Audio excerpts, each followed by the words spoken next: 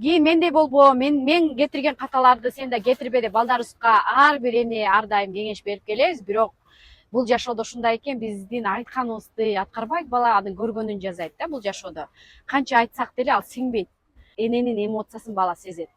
Мисалы бекерден айтпаса керек да, сиз баланы көтөрүп жүргөндө жакшы нерсени көргүлө, жакшы эмоция алгыла, баланы эмизип атканда жакшы нерсени ойло деп. Себеби бала менен эненин ортосунда могу кендик менен бир байланыш ар дайым болот экен.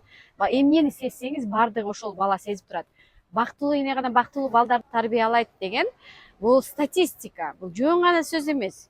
Эгер биз өзүбүздүн үй бүлөдө, өзүбүздүн жолдошубуз менен болгон мамиледе гармония бар, өзүбүздүн бир жашообуз бир кооз болсо, ошол кооз дүйнөнү биз балдарыбызга автоматтан беребиз. Бекеринен айтылган эмес, куш учканда уядан көргөнүн алат, алма сабагынан ашып түшпөйт дегендей. Ошондуктан эгер биздин ушунчалык балдарыбыз жакшы, маңыздуу өмүр сүрсүн десек, албетте биз ошол өмүрдү биз өзүбүз сүрүшүбүз керек экен.